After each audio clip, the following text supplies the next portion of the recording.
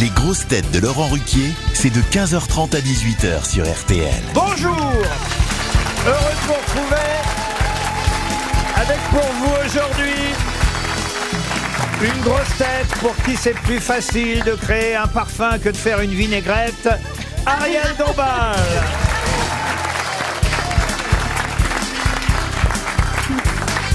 Une grosse tête qui se fait couper en deux au théâtre pour nous plier en quatre, Valérie Mérès.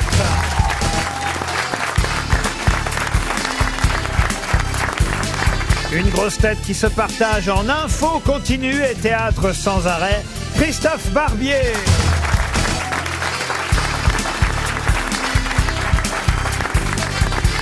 Une grosse tête qui préfère les dièses au hashtag, Olivier Bellamy.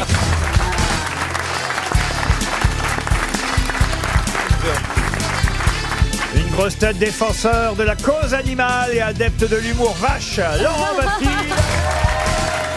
Bonjour. Et une grosse tête qui, comme son nom l'indique, démarre au quart de tour, Jérémy Ferrari. Bonjour.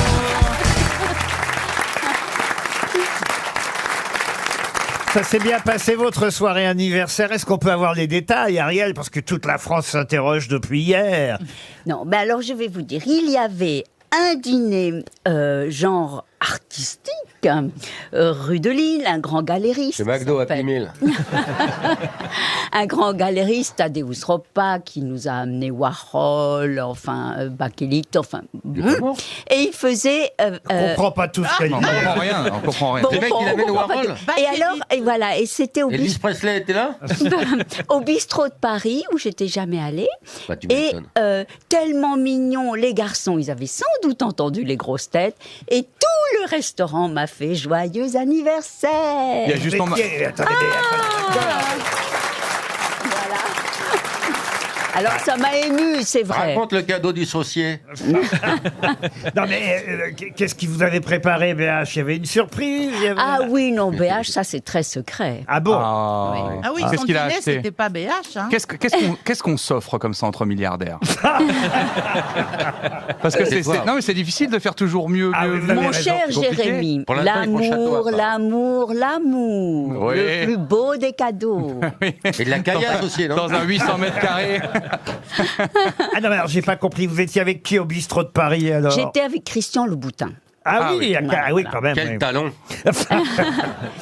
Mais on parle toujours d'aller boire le thé chez Ariel et en vrai on n'y est jamais. Jamais. Elle On n'est invite- jamais venu. On est quoi? On doit être des pouilleux. à Bah mon oui, avis. bien sûr.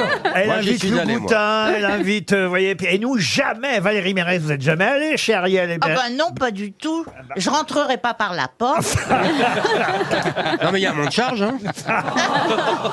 Monsieur Barbier, vous êtes allé vous Eh déjà? oui, j'ai eu ce privilège. Ah bah voilà, Ah bah d'accord, ah bah voilà. Ah bah je vais m'acheter une écharpe rouge. On les voit les amis des puissants, hein. Non. Monsieur Baffy, vous y êtes allé? Ah vous bon? Oui, c'est Ariel, c'est pas BHL qui m'a invité, c'est Ariel qui m'a Absolument. invité. Et quand on est allé saluer BHL, on avait l'impression de l'emmerder totalement parce qu'il était dans son bureau avec des gens. Oui. Et puis il donnait de l'argent, lui donnait des petits sachets blancs. J'ai pas compris ce qui s'est passé. Mais t'as mangé Oui, à c'est table bien. ou dans- Des Non, petits j'ai bu un sachets thé, on n'a blancs. pas mangé à table. Mais C'était moi, pas un j'ai dîner. jamais foutu les pieds chez vous, hein. Mais c'est étrange ça. Oh, Pourtant, non mais je vous ai invité souvent et vous n'êtes pas venu. Oh, voilà autre chose, tiens. Alors c'était comment chez Ariel? Alors c'est comment? Alors, j'en ai vu des F2 en banlieue, mais celui-là est très très beau. T'es venu chercher du pognon en fait. Et, Je suis très jaloux, hein. Très jaloux, hein. et c'est un musée, il y a des collections étonnantes chez eux. Très déçu, je suis très déçu. Ah non, c'est vrai que j'ai été... Non, pardon, je suis quand même allé chez vous, mais à Marrakech une fois. C'est vrai. Et là, j'ai vu quelque chose d'assez incroyable qui s'appelle la... Des Arabes. Non. La Dombalothèque, c'est ça? Ah oui, la Dombalothèque. La Qu'est-ce que c'est, la Dombalothèque. Dombalothèque? Alors, la Dombalothèque, c'est une pièce immense avec des couloirs où il n'y a que des photos d'Ariel avec tous les gens qu'elle a croisés dans sa vie et dans son métier. Ça reste Mais tout les simple. vrais gens? Oui, des vrais gens. Hein? Elle les a Ah enfermés non, dans pas des vrais boîtes? gens. Ah oui, non. Ah non, Alain Delon... Alain Delon. Jean-Paul Belmondo. Non, je vous jure, c'est impressionnant. J'ai cherché, j'y suis pas non plus. Oh, si, vous y êtes. On est ensemble à Venise. Ah bon? Ah, Oui. c'est vrai? Ah, bah, ça me fait Oui. plaisir alors. Oui. Une première citation pour Éric Randy, qui habite Saint-Germain-de-Lagrange dans les Yvelines, qui a dit « Je devais être bourré le jour où j'ai décidé d'arrêter de boire ». Gainsbourg. Non, c'est quelqu'un qui fête son 80e anniversaire aujourd'hui. Jacques Dutronc. Jacques Dutronc. Bonne réponse de Christophe Barbier. C'est bien Jacques Dutronc. C'est Dutronc qui a dit « Je devais être bourré le jour où j'ai décidé d'arrêter de boire ». Avouez que c'est drôle. Très. Une autre citation pour Gabriel Poulain, qui habite Ploumagoire, c'est dans Côte-d'Armor, qui a dit « Quand, pendant une journée, il est tombé de la pluie, de la neige, de la grêle et du verglas, on est tranquille. Parce qu'à part ça, qu'est-ce que vous voulez qu'il tombe? Oui, je sais, mais c'est rare. » Des proches. Non, c'est pas des proches. Pierre Dac. Un humoriste. Pardon. Pierre Dac. Et c'est Pierre Dac. Bonne réponse de Laurent Baffy. Et j'ai pris cette citation parce qu'aujourd'hui, dans le Parisien, je ne sais pas si vous avez vu, ils ont essayé de vérifier si les dictons météo fonctionnaient. Si c'était vrai, par exemple, de dire « En avril, ne te découvre pas d'un fil. oui, L'hirondelle c'est ça. fait le printemps. En mai, fais ce qu'il te plaît. » Qu'est-ce que vous dites, vous? L'hirondelle fait le printemps. Oui, bah c'est pas toujours vrai, vous voyez, par Noël exemple. au ça, balcon, d'ailleurs, c'est- Noël au balcon, pas cotisant. Bah ça non plus, c'est pas toujours vrai. Quand il pleut à Saint-Médard, il pleut 40 jours plus Oui, tard. bah c'est pas toujours vrai non plus. Ils ont vérifié dans le Mélanome Parisien. à la Saint-Jérôme, Chimio à la Saint-Léo. Ah bah oui, je suis allé voir d'ailleurs justement les dictons à la con qui existent aussi. Tempête en novembre, t'en chies en décembre. Pingouin dans les champs, hiver méchant. Ça, c'est sûrement vrai, vous voyez, par exemple. Non, mais c'est assez rigolo, faut bien dire. Il y a des... Ah, elle est de Coluche, celle-ci. Quand le merle chante en mai, avril est fini. Ça, c'est drôle. Les garçons sont comme les melons, il faut en tenir 100 pour en avoir un de bon. C'est joli, vous voyez. Et On en qui, coupe- qui s'endort avec le cul qui gratte se réveille avec le... Doigt qui pue. Voilà. Bah, monsieur Olivier Bellamy. Bellamy, Bon d'accord. bah écoutez, on se lâche. Hein. Non, enfin, franchement, caleçon qui gratte, morpion qui squatte. Bon bah voilà, on a les vrais dictons. Et ceux-là, on peut les vérifier, hein, ça doit vraiment marcher.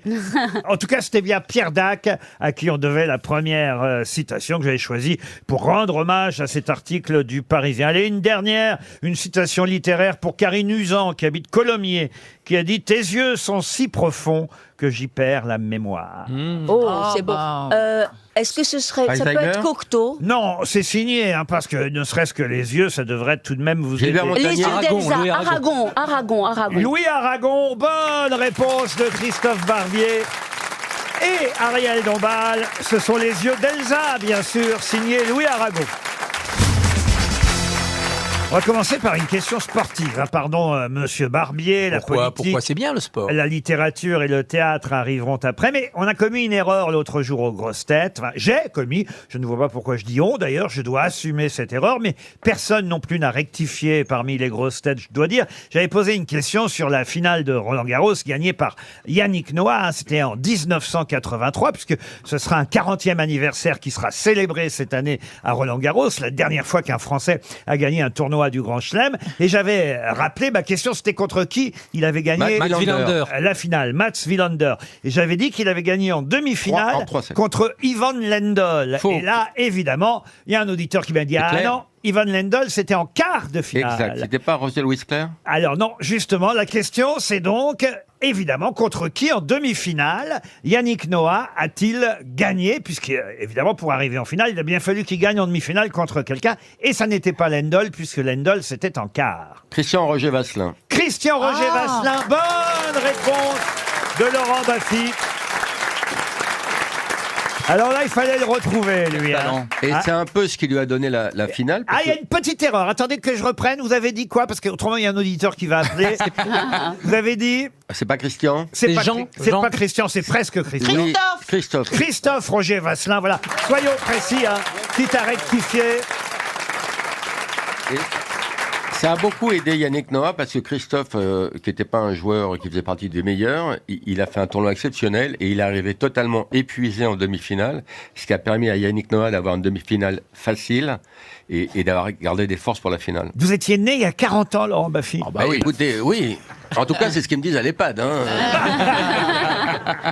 Pour Xavier Chantreau, qui habite Châteaufort, on vient d'apprendre la disparition de l'ex-maire de Cincinnati. Alors, pour ceux qui ne sauraient pas où se trouve Cincinnati... Dans l'Ohio. C'est dans l'Ohio. Mais qui est l'ex-maire de Cincinnati qui vient de nous quitter? C'est pas Jerry Springer, celui de la télévision? Excellente réponse de Christophe Barbier. Christophe, il est mignon parce que...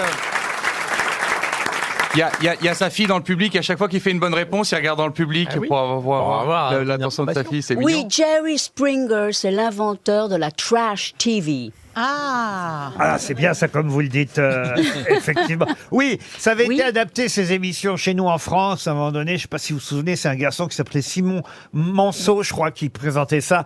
Et ça s'appelait « Ça va se savoir ». Et c'était des acteurs, des acteurs qui jouaient, parce qu'on avait toujours l'impression, on se disait, mais c'est pas possible que ce soit des vrais gens. Alors, Jerry Springer, je ne sais pas si c'était des acteurs ou des vrais gens, mais il paraît que vraiment, c'était trash. Et c'était le même genre. Le Jerry Springer Show, il vient de mourir, en tout cas à Chicago, et il avait été, effectivement, maire démocrate de Cincinnati. C'est une bonne réponse de Christophe Barbier. Bah tiens, restons aux États-Unis parce que ça c'est encore plus incroyable. C'est un autre show que vous connaissez peut-être, The Late Late Show with James Corden. C'était la dernière, hier 27 avril sur CBS et Paramount. The Late Late Show, c'est un late night show, mais sauf qu'il y a eu un événement incroyable puisque comme c'était la dernière, dans ces cas-là, vous savez, ils préparent des choses étonnantes. Les Américains ont le goût du spectacle et on a vu arriver sur la scène du Roi Lion, dans le rôle du phacochère, quelqu'un qu'on n'attendait pas là, qui a joué effectivement Pumba, le rôle du phacochère dans Le Roi Lion, pour fêter la dernière du Late Late Show. Roselyne Bachelot. Non. Barack Obama. Joe Biden. Acteur américain. Alors Barack Obama, Schwarzenegger. non. Schwarzenegger, non. Biden. Alors en plus, on l'entend chanter, on le voit chanter. Alors les Américains, faut voir la salle, mais c'est de la folie. Déjà qu'ils sont évidemment très enthousiastes quand c'est le Roi Lion normal. Mais imaginez à la place du phacochère qui rentre habillé dans le phacochère, hein, attention, et qui chante en plus. Liane Folly. Non, ça. Oh, elle a fait le poulpe sur TF1, elle peut aller faire Donc phacochère c'est sur un CNN. chanteur américain. Un chanteur américain, non. Un ancien Un président. acteur américain. Un acteur, oui. Celui qui est avec Lady Vin Diesel. Gaga. En tout cas, il fait plus jeune que moi. Celui qui est avec Brad Lady Pitt. Gaga dans Une étoile est née. Ah, vous pensez à Bradley Cooper? Bradley Cooper. Vin Diesel. Vous avez dit Vin Brad Pitt. Diesel. Brad Pitt, non, mais on n'est pas loin. On se rapproche. Johnny Depp. DiCaprio. Leonardo, George Clooney. non plus. Ah non. bah, alors on n'est pas loin. Tom Cruise. Matt Damon. Qui a dit Tom Cruise? Moi. Ah, C'est Tom Cruise. C'est quand même incroyable. Ouais. Ah ouais. Vous imaginez, c'est pas chez nous qu'on verrait ça. Ah non. Tom Cruise qui arrive déguisé en phacochère et qui chante la fameuse chanson. Hakuna Matata. Matata. Merci Monsieur Barbier. Écoutez, on l'a Tom Cruise qui chante Hakuna Matata.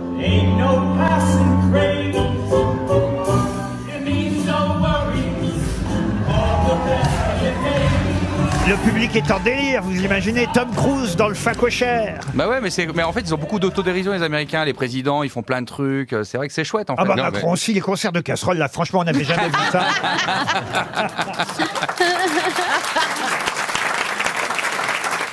C'est surtout que dans l'église de Scientologie, après la mort, on se réincarne en phacochère. Et lui a pris de l'avance. Ah, vous pensez qu'il est vraiment scientologue? Ah bah oui.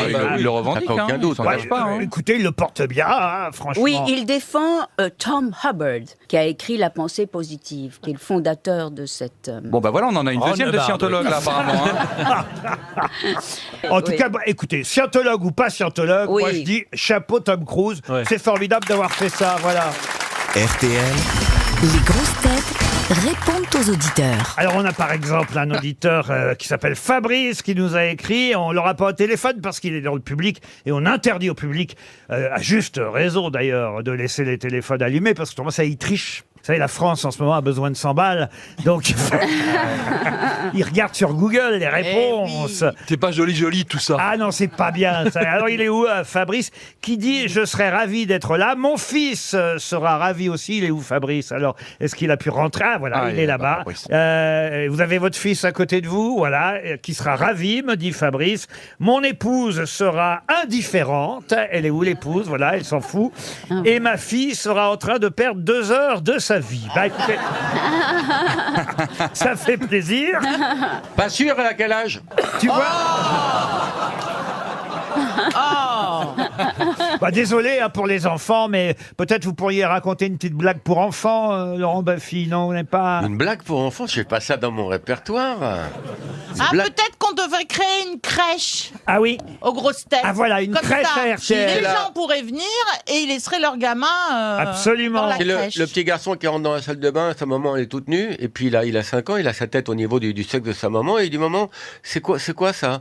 Et la maman elle est un peu embêtée, elle dit ah bah ça, voilà, comment t'expliquer? Alors ça c'est le bon Dieu, tu sais, il a fait l'homme, après il a fait la femme. Quand il a fait la femme, il a regardé, il a dit, il manque un détail. Donc il a été dans sa petite caisse à outils, il a pris une petite hache, et il a tapé pour faire une incision. Le gamin fait oh non, non, non, non. La mère a fait quoi? Oh non, regarde, en plein dans la chatte. Ah oui.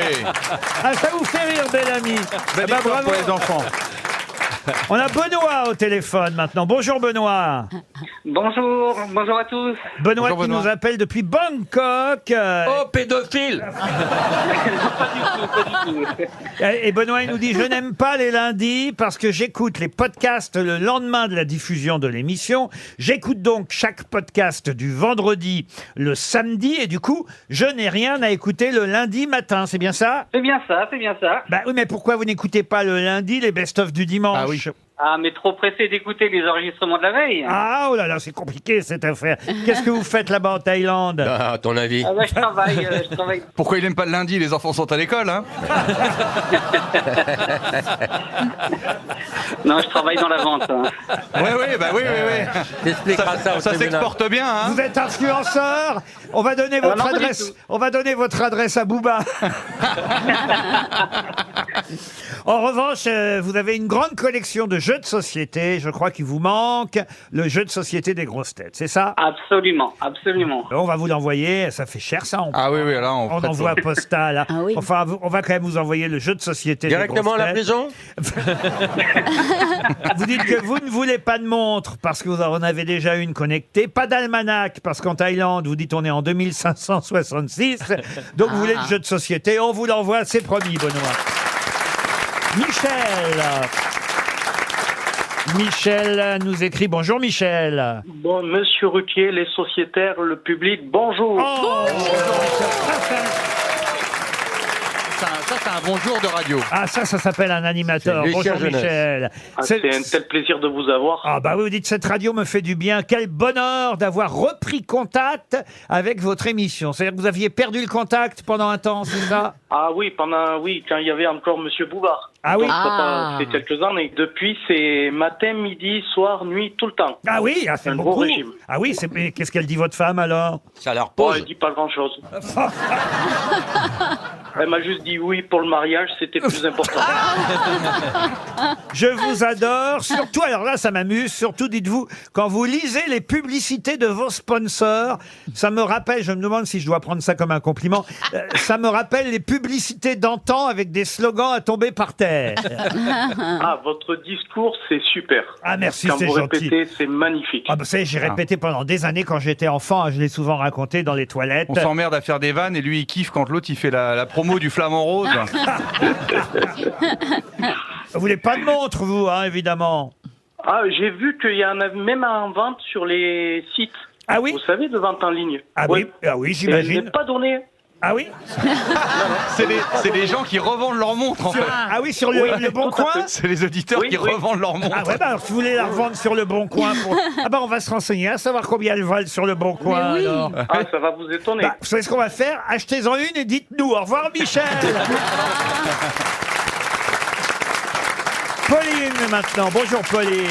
Bonjour Laurent, bonjour à tous. Alors Pauline me dit, votre émission me ravit. Je voulais vous faire part surtout de mon amour sincère pour vous et vos sociétaires, avec une grosse préférence, dites-vous, pour deux d'entre eux, Marcella Yacoub et Jérémy Ferrari, mais peut-être parce que je suis infirmière en psychiatrie. C'est vrai, vous êtes infirmière en psychiatrie? Oui, c'est ça, absolument. Je suis moins cinglé que l'autre quand même. C'est-à-dire que vous êtes moins cinglé parce que vous, ça vous rapporte. Oui, j'arrive à faire de l'argent avec, ouais. C'est-à-dire que si tous mes patients étaient aussi sympas, drôles, intelligents et beaux gosses, je pense que je n'hésiterais pas à aller jusqu'à 64 ans. Déclaration d'amour. Pas folle, la psychiatre. D'habitude, on rentre dans une Ferrari, c'est pas la Ferrari qui rentre dans vous. Pauline, on va vous envoyer une photo dédicacée de Jérémy Ferrari, ça vous fait plaisir. Chouette. Voilà. Bah oui, Dédicacée avec oui. sa bite. Vous aurez reconnu Laurent Baffy. Oui. Depuis 15h30, il n'a pas encore dit le mot.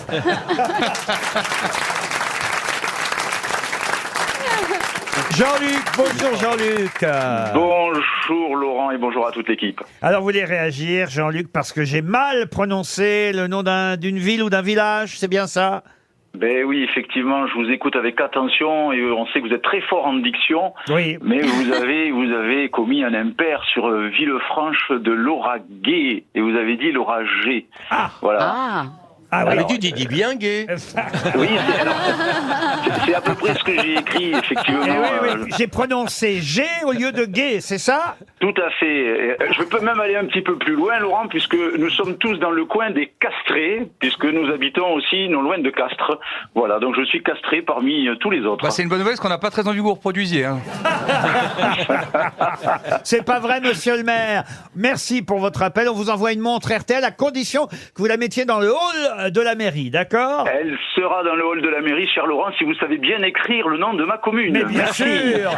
À Soile, dans le Tarn, S-O-U-A-L. Bravo. Et ben voilà, au revoir, monsieur le maire.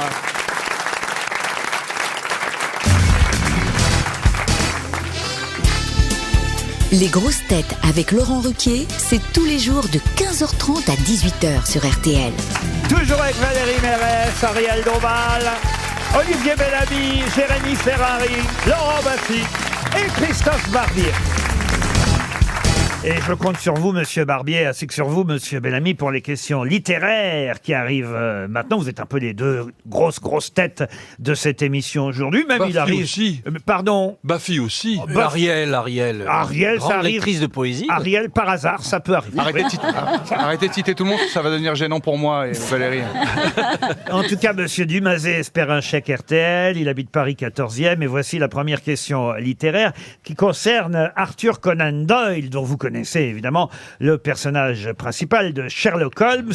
Et justement, après avoir noyé Sherlock Holmes dans Le Dernier Problème, c'était le titre de ce roman, quel est le roman célèbre qu'a écrit Arthur Conan Doyle tout de suite après? Le chien des Baskerville, non? Le chien des Baskerville. Bonne réponse d'Olivier Bellamy. Ah oui. Alors là, bravo. Comment ça vous est venu, monsieur Bellamy? C'est le seul que je connais. Ah, c'est le seul que vous connaissez. Ah bon. Oui, alors effectivement, vu comme ça. Alors en fait, effectivement, il a noyé Sherlock Holmes dans Le Dernier Problème.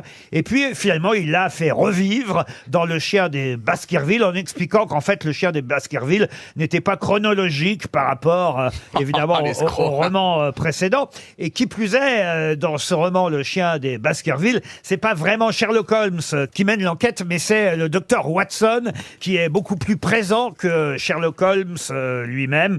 Et si je vous parle effectivement du chien des Baskerville ou de la chienne des Baskerville, parce qu'elle s'est transformée en chienne sur scène, c'est parce qu'il y a actuellement une adaptation au théâtre, paraît-il très réussie et très drôle, au théâtre du 13e art à Paris, dans le 13e arrondissement, jusqu'au 9 juillet prochain. Vous pouvez aller voir effectivement on va dire ce roman d'Arthur Conan Doyle adapté pour le théâtre de façon amusante, parce que c'est quand même aussi amusant, Sherlock Holmes. Oui. parfois vous êtes bien sûr. d'accord. Élémentaire, mon cher Watson. Mais voilà, élément. Eh bien, il paraît qu'il ne prononce jamais cette phrase, en fait. Non, c'est vrai. Elle est Dans restée aucun mythique, roman. mais non. Et peut-être est-elle due aussi au traducteur. Ah oui, ça c'est possible aussi. En tout cas, le chien des Baskerville, c'est vraiment un chien qui est censé tuer toute la famille. Les Baskerville, c'est le nom de la famille, hein, évidemment. Et le chien est une sorte de bête féroce. Tueuse, un peu comme le Jack Russell de Jeremy Ferrari, mais surtout il lui met du soufre phosphorescent pour que dans la nuit de la lande, il terrifie les gens. Bah alors, puisque vous connaissez le roman, pourquoi vous n'en avez pas parlé, monsieur? Parce qu'Olivier était beaucoup plus rapide que moi. Ah bah voilà, Bellamy, c'est un rapide, sa femme nous le disait encore. Il n'y a pas si longtemps. En tout cas, effectivement, le chien ou la chienne des Baskerville se joue actuellement à Paris, au 13e art. Une deuxième question littéraire pour Sylviane Levrel, qui habite... Oh là, ah oui, elle on a n'est pas échappé très belle. loin. On restait dans les chiens. Hein. Elle habite Vertot, en Loire-Atlantique. Et là, je vais vous parler d'un livre publié en 1951, dont je vous demande le nom de l'auteur. C'est l'inverse. Hein. Tout à l'heure, vous aviez le nom de l'auteur. Je vous demandais le titre du roman. Là, je vous donne le nom du roman. À vous de retrouver l'auteur. Et le roman en question, publié en 51, c'est Le Flagellant de Séville. À qui doit-on le Flagellant de Séville? C'est un espagnol? Non, pas Alors, c'est d'après Cervantes. Non, non plus. C'est un Français? C'est un Français à qui on doit le Flagellant de Séville. Jean Dutour. Publié en 1951. Jean Dutour, non. Académicien? Académicien français, oui. François Mauriac? François Mauriac, non. Maurice Druon? Maurice Druon, non. Alors, c'est pas son plus connu, hein, ça je vous l'accorde, mais quand même, ça fait partie de ses romans. Alors, il a publié aussi des essais, des nouvelles, mais c'est un roman qu'il a publié entre Montautiel, Raja aux Grandes Indes et Hécate et ses chiens. Il a fait de la politique. Alors, c'est Paul Morand. Paul Morand, bonne réponse d'Ariel Dombal. Et de Christophe Barbier, qui j'aurais dû répondre tout de suite puisque j'incarne Paul Morand. Qui devrait avoir honte, monsieur Barbier. Hécate et ses chiens, je connais, mais le Flagellant de Séville m'avait échappé. Ah bah oui, parce qu'il joue actuellement Paul Morand sur scène, Barbier. Ah bah dis donc. Mais on a le droit d'écarter ses chiens, c'est légal ça? C'est pas écarter ses chiens, c'est Hécate et ses chiens. Et Le Flagellant de Séville est un roman qui se passe en Espagne au moment de la Révolution et surtout de l'arrivée des troupes napoléoniennes en Espagne. Voilà, ça s'appelle Le Flagellant de Séville. Mais Hécate et ses chiens, c'est un roman qu'il a écrit à Tanger, car il habitait à Tanger, Paul Morand. D'accord, mais ce n'est pas le roman dont on parle, Ariel. Ben oui, mais enfin, c'est bon à savoir. Une autre question littéraire, littérature contemporaine, là encore pour Valentin Guinan, qui habite Arcueil dans le Val-de-Marne. C'est une femme qu'il faut identifier, une femme qui a écrit Le regard de la grenouille, le dictionnaire de la passion amoureuse, qui a écrit aussi quelques biographies, une à propos de Sissi, l'impératrice, l'autre à propos de Dora Maar, vous avez la fameuse maîtresse de Picasso, ou encore de Flora Tristan, qui se battit pour le socialisme et pour les femmes jusqu'à ses dernières forces. Quelle est la romancière, écrivaine, à qui on doit ces différents écrits, essais ou romans? Alors, est-ce que c'est Catherine Clément? Catherine Clément, non. Alors, est-ce que c'est Annie Ernaux? Françoise Giroud? Françoise Giroud, non. Xenakis, non. Je viens de vous dire qu'elle vivait encore, et Xenakis et Giroud ne sont plus de ce monde. Est-ce qu'elle est journaliste aussi? Elle est alors femme de lettres, journaliste, non, scénariste, enseignante. Daniel Thompson? Non. Elle est née en 1939 et là, elle vit ses derniers jours. Là, vous voulez dire vraiment là? Ah oui. Mais on le sait, non mais c'est vrai, les gens, on va dire, c'est un indice que je vous donne. Ah, parce qu'elle a sorti un bouquin qui s'appelle Les Derniers Jours. Non. Qui c'est dernier? Le roman d'un inconnu, le dictionnaire de la passion amoureuse, oui. Dans les jardins de mon père, La première alliance, voilà, je vous donne quelques livres, Les remparts d'Adrien, L'été de la Saint-Valentin. Elle a eu des prix? La disgrâce. Maléjoris? Ah non, Françoise Maléjoris. Elle est déjà venue aux grosses têtes? Ah non. Elle a eu des prix, quelque chose, un concours? Oh, il mériterait un prix, ça c'est sûr. C'est la femme de quelqu'un de connu? Oui, c'est la femme de quelqu'un de connu. Et de quelqu'un de chiant? D'un homme politique? D'un homme politique, non, même si... Christine Orban? Non, Christine Orban, non. Mais vous voulez dire que le mari a éclipsé la femme? Un peu, mais la femme est connue aussi, et d'ailleurs, elle va aussi, quelque part, s'éclipser là d'ici lundi prochain. Nicolas Avril. Ah, Ariel Dombal. Nicolas Avril. Nicolas Avril, évidemment. Bonne réponse. Mais oui. Bravo, monsieur C'est très Barbier. poétique, Laurent. C'était très beau cet indice. Eh oui, vous êtes un malin, monsieur oui, Barbier. oui. Évidemment que je suis pas en train de vous dire qu'elle est en train de mourir. Elle s'appelle Avril, elle vit ses derniers jours. Ah. Et Nicole Avril est la femme de Jean-Pierre Elkabbach. Ça change des Voilà interdits. pourquoi elle mérite une vraie médaille. médaille, oui.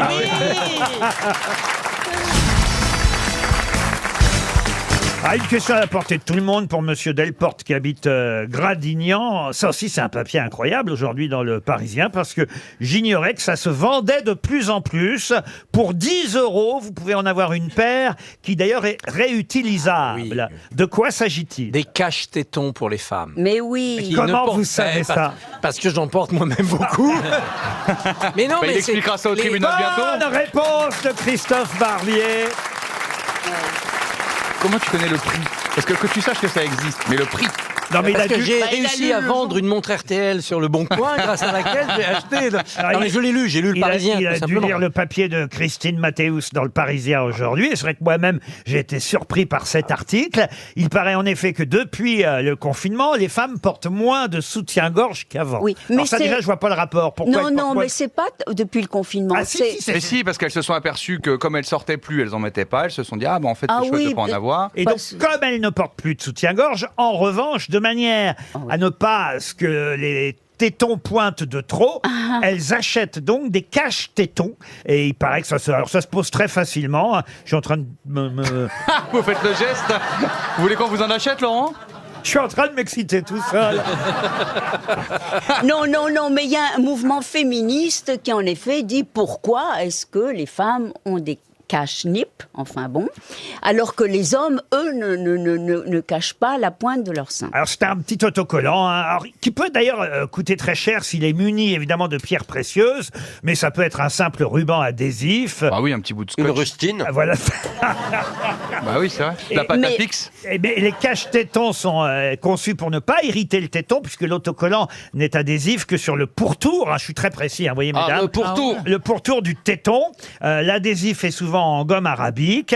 Il faut savoir évidemment qu'il y a quelques années, c'était uniquement dans les cabarets que les femmes Arrêtez, portaient. je Mais vends. oui, c'est très désagréable. Ah oui, Alors, oui. j'en ai porté au Crazy Horse et c'est très désagréable. Mais avec, Ah des oui. petits avec des petits pompons au bout. Si, c'est ça dans les cabarets. Il y a des cache-tétons avec des petits pompons. Et ça tourne comme oui, ça. Des petits On était venu le voir avec mes parents, moi. Mais vous avez raison. Vous mettez des cache-tétons, Valérie? Ah mais Non. non, bah, je vois pas pourquoi. je Sur me les fais des genoux, quel cache-tétons. intérêt? Alors si tu veux, on va à côté, je te montre. Pas du tout. Personnellement, j'ai un cache-gland, donc je vais pas te jeter la pierre. Hein. Non, mais Valérie a des très beaux seins. Et en plus, aujourd'hui, c'est la Sainte Valérie. Ouais. Et quand on aime ses seins, on les honore. J'ai pas vu que c'était la Exactement. Sainte Valérie aujourd'hui. Moi, j'ai vu que c'était la Saint, je sais plus quoi, mais Donc pas on devrait Valérie. dire la Saint-Valérie et pas la Sainte. Vous êtes Valérie. sûr que Oui, c'est la Sainte Ah Valérie? bah j'ai reçu plusieurs Oui, SMS. Hein. Puisqu'on parle de fête, c'est un anniversaire aujourd'hui, les 50 ans de l'Aigle des Açores. C'est ainsi qu'on l'a longtemps surnommé, l'Aigle des Açores. De qui s'agit-il? Kirk Douglas. Ah non. Un sportif. C'est un aviateur? C'est sportif. Ah. Ah. Il a 50 ans aujourd'hui, l'Aigle des Açores. Est-ce que c'est un footballeur? Ah, un footballeur. Oui, Ariel, on ne peut rien vous cacher. Ah. 50 ans. Français. Footballeur de 50 Alors ans. français, non, mais Brésilien. mais il a joué en France. Il a joué en France longtemps. Ah, je sais, Maradona. Paoletta. C'est Paoletta. Paoletta, bonne réponse de Christophe Barbier. Pedro Miguel Paoletta, un des meilleurs buteurs du Paris Saint-Germain. Pedro Paoletta a 50 ans aujourd'hui, on l'a surnommé l'Aigle des Açores. Et puisque je suis dans les anniversaires, il y a quelqu'un dont c'est les 80 ans aujourd'hui, rendez compte, octogénaire, c'est Gérard Majax. Qui se souvient du Il a magicien complètement disparu. Oui. le magicien Gérard Majax, qui a été ressuscité, souvenez-vous, par Emmanuel Macron il n'y a pas si longtemps. Ah oui, il Dans avait un débat parlé de lui dans un télévisé. débat. Et ouais. voilà, et tout le monde Majax, s'était dit. Majax a été interviewé par toutes les radios et télé pendant 48 heures à cause du président Macron qui avait dit, je crois, face à Marine Le Pen. Dans le débat d'entre deux tours. Voilà, je ne suis pas Gérard Majax. Et, oui. Et il l'a remballé au bout de 2 jours. C'est vrai qu'ils l'ont ressorti. Remarquez, maintenant on en est sûr qu'il n'est pas Gérard Majax. Et Gérard Majax, je le signale, je l'avais déjà raconté à cette époque-là entre les deux tours, mais ça paraît tellement surprenant que je le répète. Gérard Majax avait été animateur sur RTL. C'est très rare, vous savez, un magicien à la radio. C'était en 1976. Il faut dire qu'il avait été très populaire à cause d'une émission télé qui s'appelait Il y a un truc.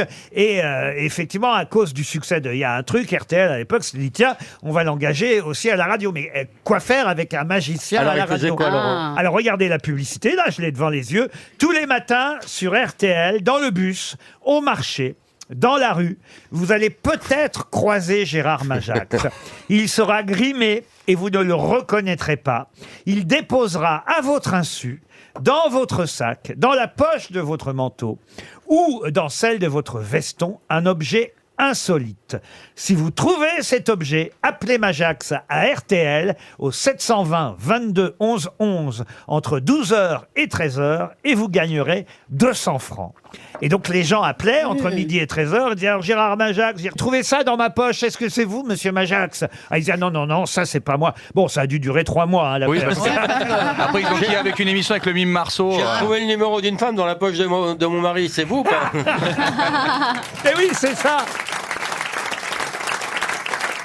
Mais le grand succès de Gérard Majax, à part évidemment les boîtes de magie que tous les enfants ont achetées à cette époque-là, le grand succès, c'est effectivement une émission qui date de 1975 et qui s'appelait « Il y a un truc », mais qu'il n'animait pas tout seul. D'où ma question, parce qu'il y a toujours une question évidemment à la clé. Pour Mélanie Huche, qui habite Rueil-sur-Touvre, en Charente, quelle est l'animatrice speakerine qui animait « Il y a un truc » avec Gérard Majax? Evelyne Delia? Non. Evelyne Delia? Evelyne Delia, non. Il y a un I, ça finit par un I. Ça finit alors avec... Le prénom par un I. De toute façon, c'était qu'un prénom. Et... oui, Dani, Mais ça a la sonorité du I, mais c'était pas un I. C'est un Y. Un Y. Vanny. Pas Vanny. Dani? Fanny. Non, vous êtes tout près, monsieur. Vianney. Fanny. Monsieur Barbier. Nani? Non. Gani? Non. Bani? Non. Boni? Bonnie, non. Buni? Non. Boni? Bini? Heureusement qu'elle est morte, Titi. la pauvre. Ah, Vini. Voni. Bini. Voni. V-O-2-N-Y. Voni. Bonne réponse de Laurent Baffy. En tout cas, vraiment, on la connaissait pas parce que... Voni, elle a été la voix d'or de la station d'en face pendant des années. Voni, V-O-2-N-Y. C'était l'époque où il y avait Anne Pérez, Harold Kerr, Robert Villard sur Europe 1. Et effectivement, Voni a été engagé pour animer avec Gérard Majax. Il y a un truc sur Antenne 2 en 1975. Bon anniversaire, monsieur Majax. Une question culturelle pour monsieur Didier Bonnet qui habite Bar-le-Duc dans la Meuse. Question qui concerne Arturo Toscanini. Ça, évidemment, Chef d'orchestre. Voilà, Oui. je ne vous fais pas l'injure de vous demander qui est Toscanini. Vous pouvez le dire pour nos auditeurs qui l'ignoreraient, monsieur. C'était un grand chef d'orchestre, très grand chef d'orchestre, surtout pour le répertoire Wagner, Verdi. Un peu tyrannique, hein, je crois. Un peu. Il avait commencé comme violoncelliste et en fait, un jour que le chef d'orchestre était malade, c'était je crois à Rio de Janeiro, il l'avait remplacé, il était tout jeune et on a découvert que c'était un génie de la direction d'orchestre. Alors Arturo Toscanini est enterré au cimetière monumental de Milan. Il y a un tombeau familial, mais on trouve quelqu'un d'autre dans son tombeau. Qui d'autre? Son gendre, Vladimir Horowitz. Excellente réponse. Ah, c'est parce que c'était son genre. Et oui, alors il préférait plutôt les garçons, Vladimir Horowitz, et même les grands noirs, paraît-il. Ah bon? Mais pour un pianiste, il tapait sur les noirs aussi. Voilà. Mais comme il avait une adoration pour Toscanini, il a épousé sa fille. La fille de Toscanini. Voilà, la fille de Toscanini, qui était très laide. Non, c'est vrai, hein, c'est vrai. Et c'était pour aller avec le père. Voilà, si on veut. C'est une procuration, de procuration. Voilà. C'est vraiment un des plus grands pianistes qui a existé. Ah oui, c'était un magicien. Il disait une chose, il y a 3 sortes de pianistes, les juifs, les homosexuels et les mauvais. Et il disait, moi je suis le meilleur puisque je suis les deux. Je vais rester sur les pianistes pour tenter de coller encore notre spécialiste musical, monsieur Bellamy. C'est une question pour Christophe Gagne qui habite Chassis en Saône-et-Loire. Je ne sais pas si vous connaissez Antonio Domingos Gomez. C'est un pianiste qui a laissé son nom dans l'histoire du piano. Il est même dans le Guinness, le fameux record du monde des Guinness. Vous savez, le livre, j'arrive pas à dire... Le Guinness Book, voilà. Guinness Books of Records. Exactement, merci. You speak fluently American when I don't know. Voilà, il est le détenteur officiel d'un record du monde Guinness, ce pianiste. Vous connaissez Antonio Dominguez, monsieur Bellamy? J'ai bien peur que non. Ah, pourtant, vous avez écrit un dictionnaire amoureux du piano. Alors, oui, mais amoureux veut bien dire ce que ça veut se dire. Ça veut dire que je ne suis pas amoureux de tout le monde, je suis amoureux de certains. Oui, mais lui, quand même, il a un record du monde. Alors, ça, je m'en il a joué le plus longtemps? Pardon? Il a joué le plus longtemps? Le jouer le plus longtemps? Non. Est-ce que c'est lui qui a réussi à mettre le plus de notes dans une composition? Non, mais on se rapproche. C'était le plus raciste? Il touchait jamais aux touches noires? Non. Est-ce que c'est celui qui était le plus rapide sur les touches? C'est-à-dire? Un record de vitesse. Alors, jouer les morceaux il reprenait par exemple Beethoven ou Mozart et c'est lui qui jouait le plus rapidement. Je vous accorde la bonne réponse, Ariel. Il pouvait jouer jusqu'à 824 notes en 1 minute. C'est un vrai record, ça, monsieur Bellamy? Oui, mais est-ce que c'était joli à l'oreille? Non, mais... Ah oui. Parce que moi si je prends mes avant-bras comme ça et que je tape toutes les notes en même temps, c'est pas le record. Hein. Il est devenu effectivement le détenteur officiel du record du pianiste le plus rapide au monde. C'est quoi la moyenne, monsieur je sais pas. Bellamy? Je sais pas. Bah, vous savez rien, alors. Ça dépend de ce qu'on joue quand même, c'est pas une machine à écrire. Pardon? Si vous jouez, je sais pas moi, la sonate au clair de lune, vous n'allez pas la jouer à toute allure. C'est pas de la musique, c'est du cirque. Excusez-moi, c'est du cirque. Oh, ça l'énerve. Oh, il s'énerve. Qu'est-ce qui vous énerve là-dedans, monsieur Bellamy? Parce que maintenant, il faut jouer très vite et très fort, et ça m'énerve. Voilà. Oui. Si je peux, ça devrait si j'ai pas, droit. parce que vous êtes de plus en plus sourd.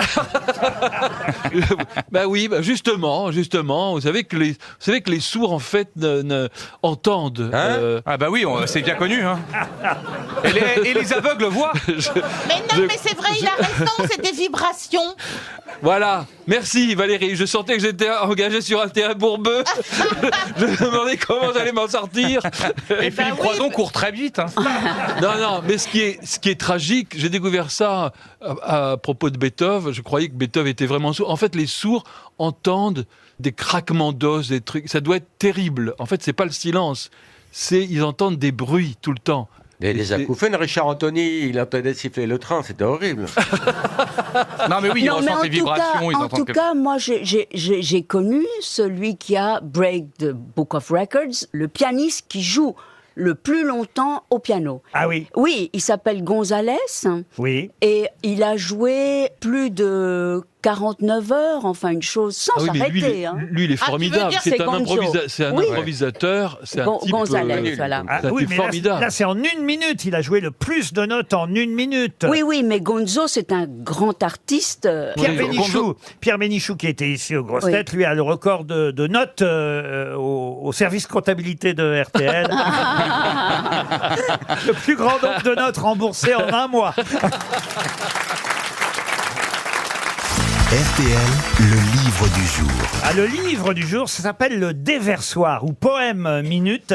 C'est signé Arthur Teboul. Arthur Teboul, c'est le chanteur, un des chanteurs et membre du groupe Feu Chatterton, et il publie son premier recueil de poèmes, des poèmes minutes. Il va nous expliquer exactement ce que c'est qu'un déversoir. Ça fait un peu penser au gueuloir de Flaubert. Et c'est publié, ce déversoir, aux éditions Segers, ce qui n'est pas un hasard, puisque vous savez peut-être que Pierre Segers fut un des premiers éditeurs de poésie célèbres chez nous en France. Pourquoi vous me regardez comme ça, monsieur Barbier? Avec admiration. Eh ben oui. Et Pierre, c'était son prénom, Pierre Segers a publié donc de nombreux poètes et de nombreux recueils de poésie. Et il fut surtout un des premiers à estimer que la chanson était aussi de la poésie, qu'elle était même, il disait, la sœur de la poésie. Voilà pourquoi, au fond, Arthur Teboul n'est pas le premier chanteur à être publié dans une édition de poésie, puisqu'il y en a eu d'autres, mais c'était innovant à l'époque. Et il y a évidemment même des poètes qui trouvaient que ce n'était pas tout à fait normal de publier des chanteurs dans la collection de la poésie. Ça s'appelait Poète d'aujourd'hui. Et ma question va être toute bête. Quel est le premier chanteur qui fut publié dans la collection Poète d'aujourd'hui chez Pierre Segers? Georges Brassens. Alors Brassens, c'est le numéro 2. Léo Ferré. Léo Ferré, le numéro 1. Bravo Laurent Baffi. Arthur Teboul, bonjour. Oui, vous m'entendez? Bonjour. Oui, vous publiez le Déversoir, poème minute aux éditions Segers. Je faisais un peu l'historique de ces éditions parce que je crois qu'elles avaient disparu un temps et que c'est nouveau qu'il y a encore des recueils de poésie aujourd'hui, Arthur Teboul. Je ne me trompe pas? Oui, c'est ça. Le fonds Segers existait, mais il était un peu en sommeil. Et donc, c'est un honneur pour moi d'être édité. Alors, sauf que vous, ce sont des poèmes minutes. Et vous dites d'ailleurs que ça n'a rien à voir avec des chansons, que les chansons, vous mettez du temps à les écrire. Les poèmes minutes, comme leur nom l'indique, c'est l'inspiration. On ne revient jamais sur un mot qu'on vient d'écrire. C'est bien ça? Oui, c'est ça. Ça répond au principe d'écriture automatique qui a été popularisé par les surréalistes, André Breton, Éluard. C'est presque une démarche qui est le contraire de la démarche consciente d'écrire une chanson qu'on affine avec le temps et qu'on précise. C'est une récréation, on écrit ce qui nous vient sur la feuille, comme ça, par la dictée de la pensée. Et vous êtes tout seul ou vous faites genre cadavre exquis avec d'autres? Une phrase, une phrase, une phrase, une phrase. Là, je suis tout seul.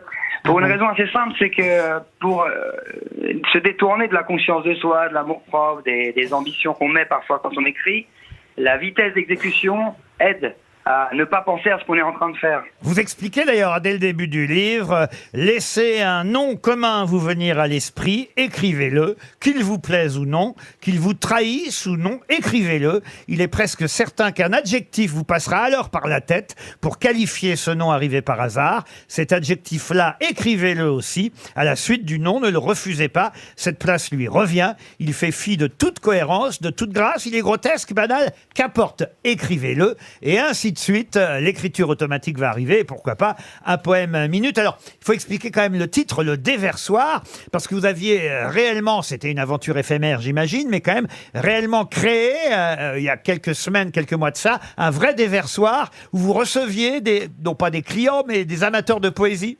Ouais, c'est ça. J'ai ouvert à Paris un cabinet, donc Pignon-sur-Rue, au coin de la rue, où j'ai reçu environ 40 personnes par jour, en une semaine, des visiteurs qui venaient s'asseoir, et en leur présence, j'écrivais un poème automatique comme il venait, que je lisais puis que je remettais. Et en fait, je l'ai fait de manière éphémère parce que je suis pris avec la vie du groupe, etc. Mais pour moi, c'est vraiment l'inauguration d'un métier. Et là, aujourd'hui, par exemple, à Lyon, il y a un jeune homme qui lance un cabinet aujourd'hui même. Et j'espère que ça continuera comme ça à se propager. Vous pouvez nous donner un exemple?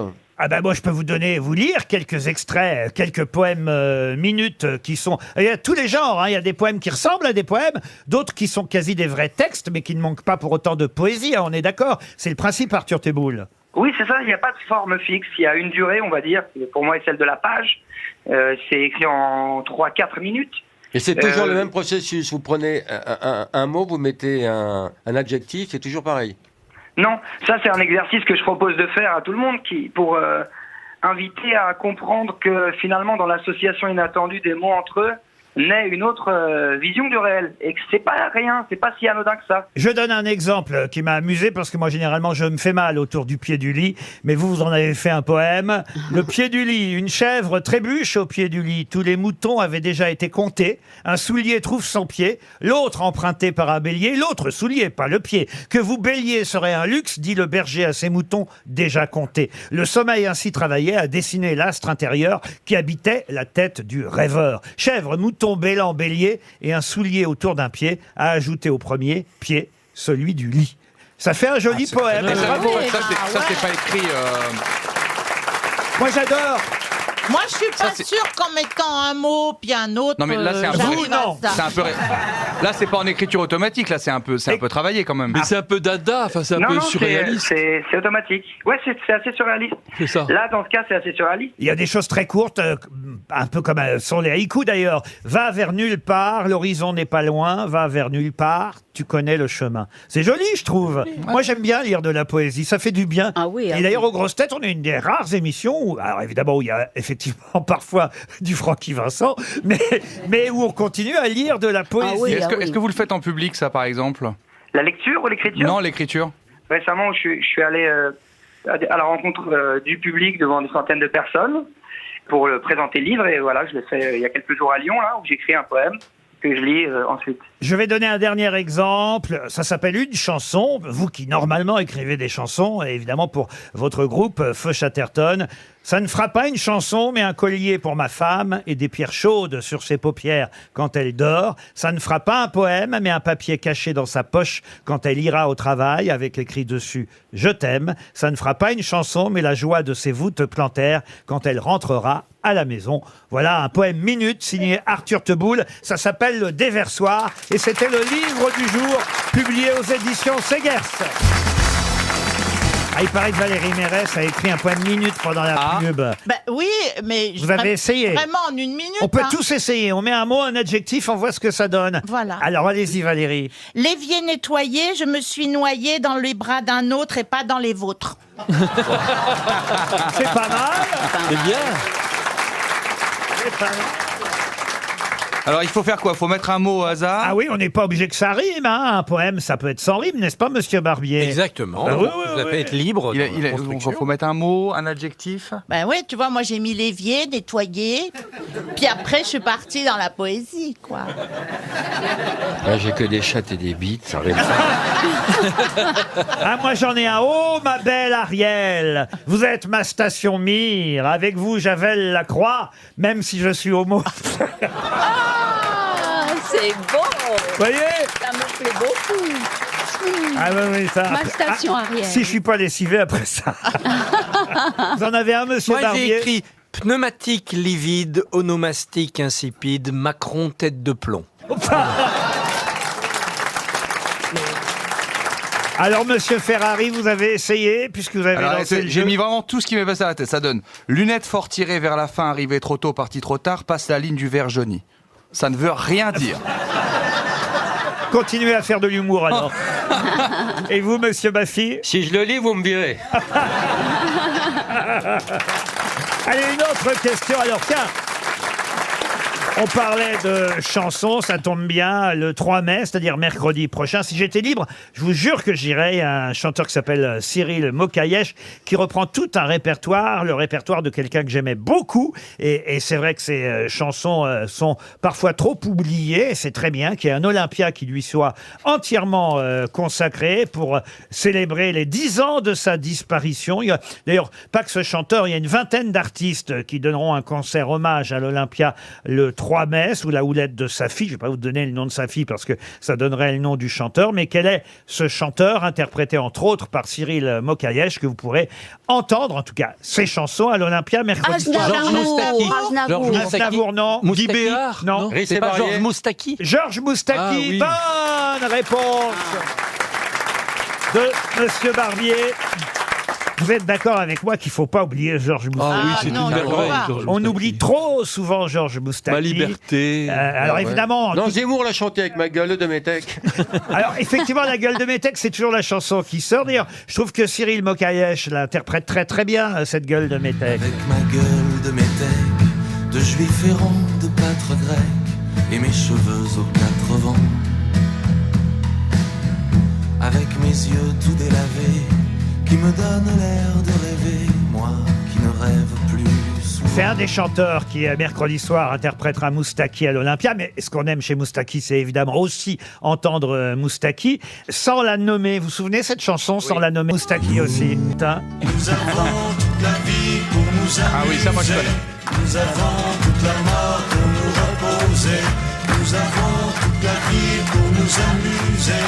nous avons toute la marque. Il y a celle aussi qu'il a écrite pour Reggiani, mais qu'il a chantée lui. Votre fille a 20 ans. Votre fille a 20 ans, que le temps passe vite, madame.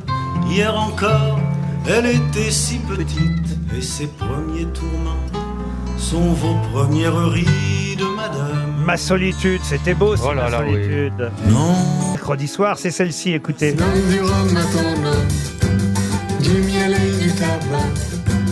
Donne du rhum à ton homme et tu verras comme il t'aimera. Il y a des filles sur le port. Donne du rhum à ton homme. Il y a aussi la très jolie chanson qui s'appelle Sarah. Oui. C'est pour Reggiani, ça aussi. La femme qui est dans mon lit. Il a plus 20 ans depuis longtemps. Vous vous souvenez de Baya? Ouais. 10 ans de la disparition de Georges Moustaki. On vous conseille l'Olympia mercredi soir. Il méritait un bel hommage. Qui est qui fait quoi? Pariez sur votre grosse tête. Claire est au téléphone depuis dont le maire est évidemment célèbre, en Seine-Maritime. Bonjour Claire. Bonjour Laurent, bonjour les grosses têtes, bonjour le public. Bonjour Claire. Bonjour Claire. Comment on les appelle d'ailleurs les habitants de Les Eudois et les Eudoises. Ah, les Eudois et les Eudoises. Voilà un nom curieux. Vous êtes Eudoise alors, Claire. Exactement. Et comment s'appelle le maire d'eux alors? Georges Perec. Et ben justement, le maire d'eux s'appelle Monsieur Barbier. Ah, bah, Nous aussi on l'appelle comme ça, le maire de... C'est un trait de famille. Très joli château à eux. Très joli château. Claire, nous allons jouer ensemble au qui est qui fait quoi. Enfin, c'est surtout mes camarades grosses têtes qui vont être interrogés. Vous devez miser sur la grosse tête qui connaît le mieux les noms qui ont fait l'actualité. À mon avis, c'est assez facile de faire un choix aujourd'hui. Je vous souffle là une idée. Il y a un journaliste parmi les 6. Oui, eh bien justement, j'espère que le maire d'eux va me porter chance parce que je vais choisir Christophe Barbier. Ben oui, c'est logique, évidemment.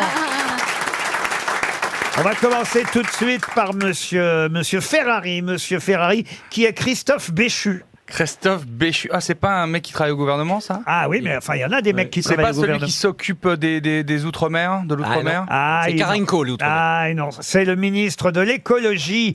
Ah non, on l'oublie tout le temps. Certains lecteurs du Il fait rien, Parisien c'est normal. ont reproché à Monsieur Macron. Bah oui, voilà justement qu'on connaisse pas son nom. Christophe Béchu, c'est le ministre. Il a été maire d'Angers. Maire d'Angers aussi. Ministre de l'écologie qui fait chuter Jérémy Ferrari. C'est à vous maintenant, Monsieur Baffy. Pouvez-vous me dire qui est Bérangère Couillard? Oh bah elle a fait tellement de films porno. C'était une star. Bon, maintenant elle a pris un peu d'âge, mais l'esprit est là quoi. On disait la Couillard comme on disait la Maillan. C'est une star pour moi. Elle travaille avec Monsieur Béchu puisqu'elle est secrétaire d'État à l'écologie.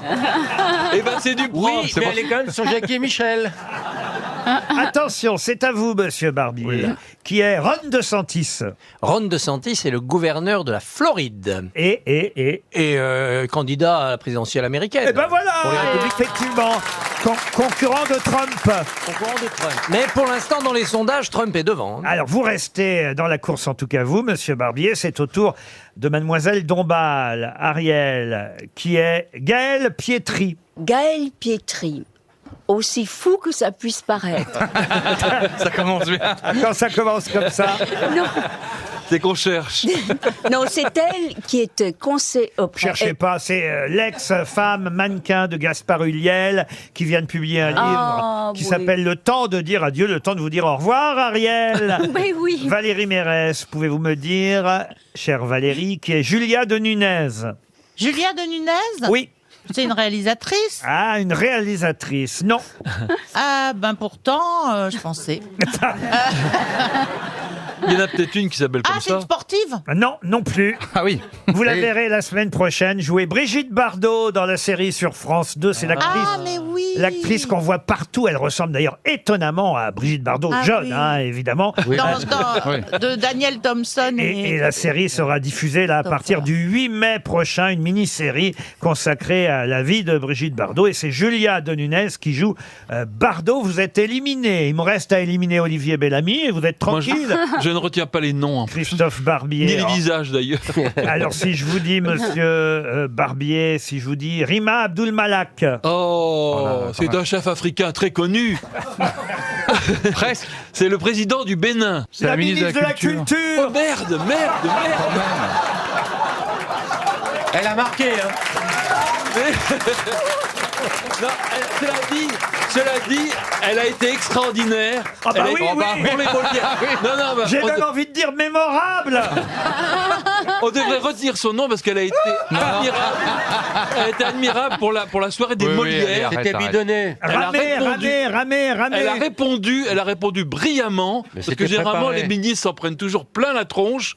Lors de ces cérémonies. Pourquoi il n'est pas retenu son nom quand même? Parce que je retiens pas les noms. Et c'est une infirmité. Une maladie. Voilà, c'est une maladie. Est-ce qu'on se moque des infirmes ici? Oui. tu veux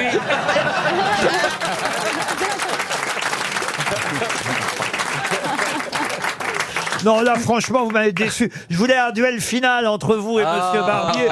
Je vous avais donné un nom plutôt facile, vous voyez. Mais écoutez, tant mieux pour Claire, parce que Claire, elle avait choisi Christophe Barbier. Elle a bien fait. Bravo, Claire. Merci beaucoup, Monsieur Barbier. Merci, je suis très Bravo, contente. Claire, remercié. Vous n'avez pas dit ce que vous gagnez, Claire. Ah, alors je vous écoute. C'était une montre RTL qui était en jeu. Eh ben, c'est déjà très bien. Non, je rigole. Vous partez grâce à weekendesk.fr dans le Périgord. C'est un hôtel dont on a déjà pas mal parlé cette semaine. Un hôtel-restaurant qui s'appelle les Augustins à Saint-Cyprien en Périgord. Vous allez pouvoir visiter toute la région, le triangle d'or du Périgord noir. C'est tout près de Sarlat. Il y a les châteaux de Benac, les grottes de Lascaux. De nuit, dans une suite de 45 mètres carrés, petit déjeuner, buffet et dîner gastronomique. Le chef s'appelle Damien Joubert et on va l'appeler pour quand même lui dire qu'il vous fasse une belle surprise et une bonne surprise. Bravo Claire, on se retrouve après les infos de 17h.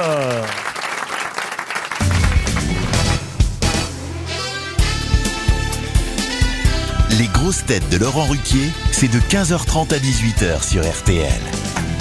Une question pour mes grosses têtes dans un instant, et mes grosses têtes du jour, c'est Ariel Dombal, Valérie Mérès, Jérémy Ferrari, Laurent Baffy. Je donne quand même son nom, hein. Tant pis, Olivier Bellamy et Christophe Barbier. Oui, j'ai failli commencer tout de suite par la question, tellement j'avais hâte de poser une question à laquelle moi-même, d'ailleurs, j'aurais eu un peu de mal à répondre pour tout vous dire. Mais c'est à propos du muguet que vous offrirez certainement en famille le 1er mai prochain, c'est-à-dire lundi. Et je vais vous demander... Ah, je sais. Ah, oh non. En mai... Attends, il n'y a même pas de question, là. En mai, fais ce qu'il te Oh non, plaît. écoutez, franchement, Ariel, vous valez mieux que ça tout de même. Non, mais je trouve ça très mignon. Oui, d'accord, mais enfin bon, quand même. Bon. Vous imaginez bien que c'est pas le niveau de la question que je vais vous poser, Ah bon, non. d'accord. La question est si difficile d'ailleurs que je vous dis, je vais avoir moi-même des difficultés alors que j'ai la réponse à vous expliquer la réponse. Mais Oula. je vous pose quand même la question. Comment appelle-t-on cette pièce florale externe et interne du périanthe dont on ne peut pas dire qu'il s'agisse d'un pétale ni d'un sépale? En fait, quand le pétale et le sépale ont la même apparence, comment appelle-t-on cela? La corolle, Le pistil, le pistil. Le pistil, non. Une fleur hybride, Non. fleur hybride. Et le muguet, par exemple, le muguet en a 6. La cloche? La cloche, non. Alors Ça c'est se termine spécifique en au muguet, al, alors comme pétale et sépale, ça se termine en al. Ça se termine en al. Orpale. Ah. Non, non, non. L'encéphale. Non plus. Floréal. Non. Alors, l'ensemble du mot qu'on cherche, ça s'appelle le périanthe ou périgone. Et effectivement, quand il ne s'agit pas d'un pétale ou d'un sépale, c'est donc un... Péridurale. C'est dans VSD d'ailleurs. C'est que VSD continue à apparaître, mais sous forme mensuelle. Et comme c'est le VSD... S'il continue avec des questions comme ça sera annuel bientôt. Hein. Non, mais c'est le VSD du mois de mai. Et puis il y a une page entière sur les chiffres spécial 1er mai. Par exemple, on apprend qu'il y a 75 millions de brins de muguet qui sont produits pour le 1er mai, qu'il y a 85% du muguet qui vient de Nantes. Hein. J'imagine d'ailleurs que les footballeurs de Nantes offriront du muguet à Monsieur Macron. Ils en ont sur leur maillot d'ailleurs. Samedi soir. Et dans la bouche. 40% du muguet sont achetés chez le fleuriste. Bon, mais il y a six quoi? Donc, pas des pétales, pas des sépales. Comment ça s'appelle? Il y en a 6. Des bétales. Dans Des périphales. Non, non, C'est non. un mot qui veut dire aussi autre chose, qui a un autre sens. Ah non, non, non. Il n'a que ce sens-là. Non, non, c'est quand c'est pas un C'est en, pétale. c'est en 2 syllabes aussi. Des crotales. Non, non, Des prostales. non, non, non. Quand c'est pas un pétale, quand c'est pas un sépale, c'est un... Et il y en a 6 dans le muguet. Un mélale? Non, non, non. Ça veut dire qu'en fait, c'est l'ensemble... Un choral. Non, non, non, non. Un brin fatal. Non, non, non. Une clochette? Non, non, non, non. Ah oui, ça finit bien en hal en plus. Non, mais ça forme la clochette, effectivement. Je dois reconnaître que je ne connaissais pas le mot moi-même. Mais pourquoi c'est facile à trouver? Ben parce que ça paraît... Pour tout vous dire, j'ai même cru qu'il y avait une faute. En fait, quand j'ai... Alors c'est peut-être un mélange des deux. Ah ouais, c'est ça, c'est pétale. Un pessal. C'est pétale. Comment un vous mélange dites? des deux. C'est pétale. Non, non, non, mais on se rapproche. C'est pétale. Non, non. Tétale. Comment vous dites? Tétale. Tétale, non. Dans le public, j'ai Tatal. entendu anal. Tatal. Ariel. Non, non, c'est vrai que c'est... C'est tétale. C'est tétale. Ouais. Alors, quand j'ai vu dans la page consacrée au muguet au 1er mai de VSD 6-1-1-1, je me suis dit, tiens, ils ont fait une faute. Et puis non, il n'y a pas de faute, c'est bien 6. Vous avez peut-être pensé qu'il y a une faute, qu'il va oublier une lettre. Non. Donc ça peut être un étal. Pététal. Non, C'est pétale. Ce serait une grosse faute. C'est pétale. Comment vous dites? C'est pétale. Non, là, ça aurait été une grosse faute. Non, ça, pour qu'il y ait une faute, il faut que ce soit le plus simple possible. Sétale. Comment vous dites? Sétale. Sétale, non. C'est des pétales. Est-ce que ça serait pas le T qui serait changé plutôt au lieu de pétale, ça serait genre pessal ou pécal ou... Non. Étal. On se rapproche, hein. Tal. Tal. Pémal. Cital. Rétal. Mais c'est le T qui... Vous compliquez les choses, bon alors que c'est bien plus simple. Hôpital. Que ça. Non. Quand ce n'est pas... Pétale. Spétale. Mais non. Quand c'est pas un sépale, quand c'est pas un pétale. C'est pétale. Non, je l'ai dit ça, je l'ai proposé. Comment vous dites? C'est pétale. Je l'ai proposé, c'est pétale. Spétal. Septal. Mais non. Spécial. Oh, c'est vous qui l'êtes spécial. Spétal. Non, c'est simple. Enfin, écoutez, quand le pétale et le sépale ont la même apparence, on appelle ça Un tépale. Tépale. Bonne réponse. C'est simple. J'ai essayé de le dire depuis 1 heure. Et oui, tépale. En fait, il fallait inverser le P et le T. oui, Ce n'est plus un pétale, c'est un tépale. Et il y a 6 tépales dans le muguet. Les tépales forment le périanthe, la clochette. Bah oui, je vous dis tout le ça, monde sait ça. Je vous dis ça sans comprendre encore ce que c'est exactement que le pétale par rapport le tépale par rapport au pétale. J'avoue que je l'ai toujours pas compris. Bah, c'est compliqué, oui. Surtout que c'est visible aussi, puisqu'ils disent que ça forme la clochette. Donc c'est un peu compliqué. Quand c'est pas un pétale ou un sépale, c'est un tépale. Est-ce que le tépale est tout blanc? Non, Ça le s'appelle comme tépale, ça. non, parce que là, par exemple... Tépale, mais n'est pas tout blanc. Là, j'ai une fleur rouge et on me dit qu'il y a 6 tépales qui forment le périanthe. Ah, alors c'est peut-être les étamines. Non, non plus, non. Oh, on va en rester à la clochette. Moi, j'ai acheté des actions chez Tefal et ça marche bien avec les casseroles. Mais ça n'a rien à voir avec les tépales. RTL, 6 grosses têtes, 5 fake news. Bonjour Alexandre, à Verbier en Suisse, vous allez bien? Bonjour Laurent, merci, je vais très bien, oui. Prenez Bonjour votre à temps toute l'équipe. Alexandre. Ah oui, on est vraiment sur le cliché. T'as pris de la cocaïne ou bien?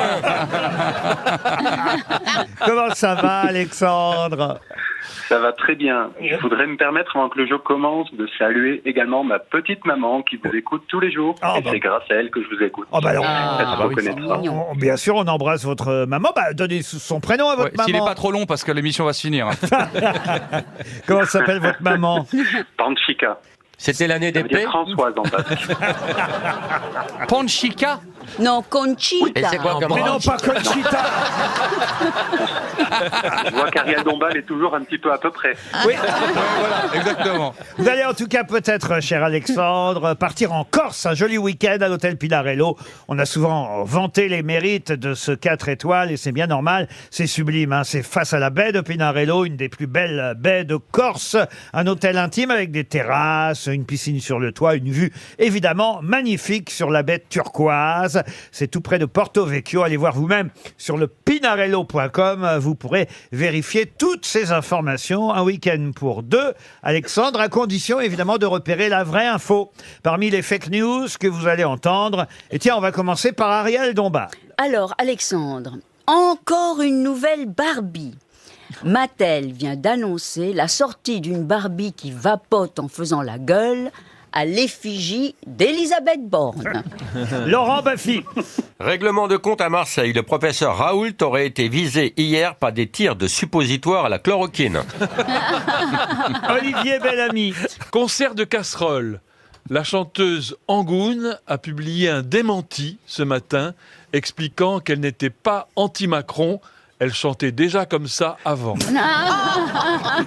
Christophe Barbier. C'est officiel. Hier, les parlementaires espagnols ont interdit la tauromachie, mais uniquement pour les personnes de petite taille. Les nains n'ont donc plus le droit d'affronter des taureaux dans l'arène. Jérémy Ferrari. 3 décès dans le métro en une semaine pour se venger. Jean Castex a décidé de bouffer le lapin de la RATP avec de la moutarde.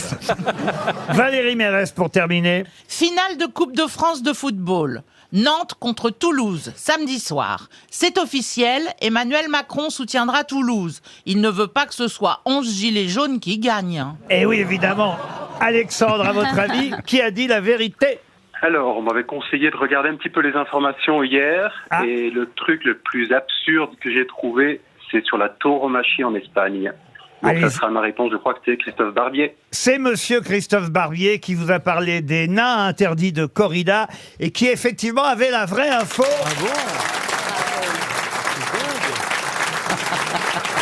Eh oui. Super, merci énormément. Moi, je ne connaissais pas ça, mais il paraît qu'en fait, avant les corridas, il y a parfois ce qu'on appelle une tauromachie des nains.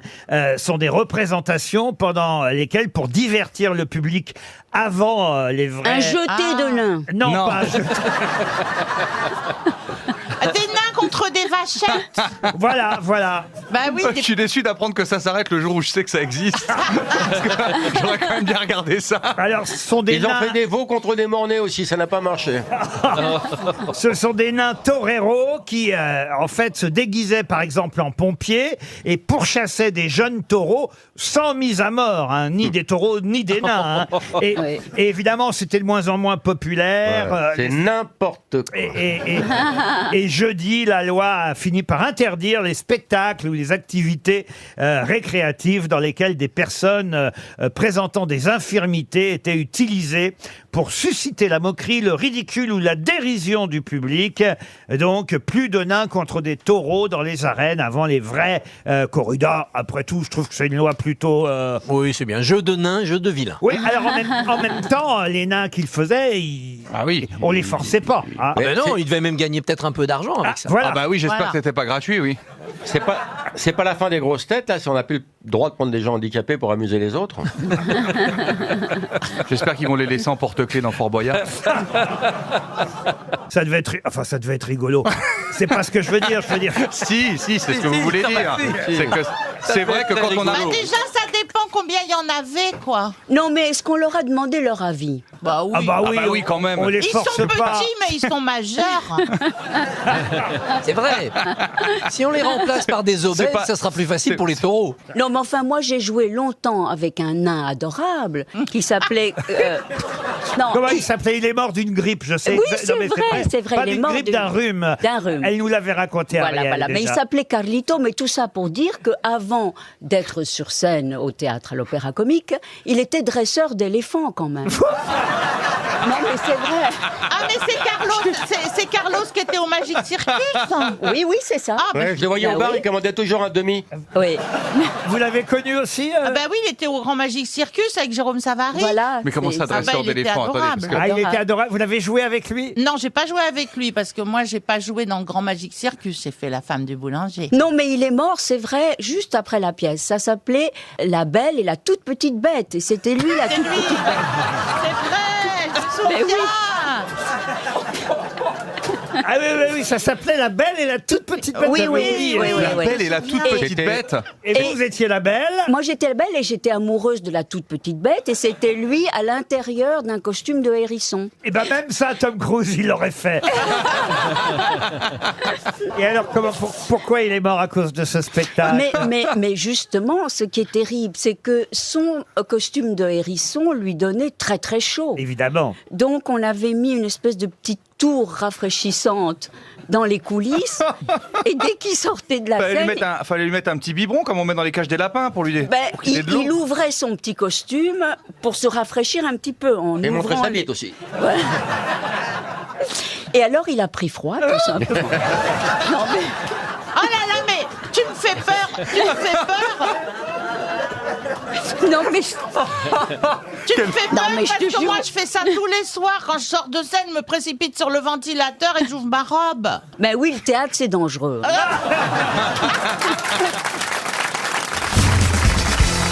Une question pour Philippe Dumas, qui habite Fronton, la question zoologique que Monsieur Baffy attend depuis un moment, évidemment. Qu'est-ce qui peut peser jusqu'à 300 kilos en Sibérie? Un hippopotame? Non. Un ours? Un yak? Un ours, non. Un yak, non.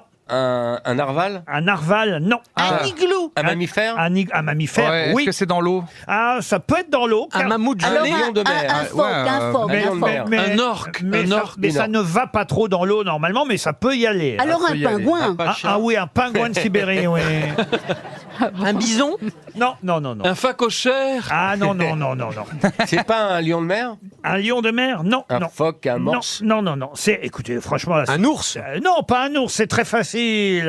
Qu'est-ce qui peut peser jusqu'à 300 kilos? Pierre Ce serait pas Ménès. une espèce d'élan? Non, un élan, un yak. Non, vous avez dit quoi? Pierre Ménès. Non.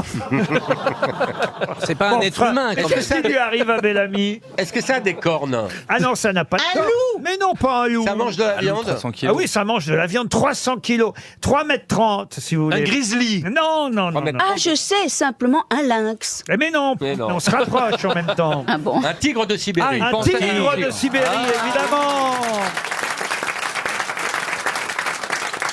Le tigre, qui normalement fait à peu près 140-150 kilos, eh bien, quand il est de Sibérie, le tigre de Sibérie peut faire jusqu'à 300 kilos. On l'appelle aussi le tigre de l'amour. On le trouve en Sibérie orientale. Il a Sibérie, mais il a combien de pétales? Il est en danger d'extinction, en tout cas, le oui. tigre Il y en a beaucoup, de oui. Sibérie. Et il fait 3,30 m. Oui, 3,30 m, 300 kilos, vous vous rendez compte un peu?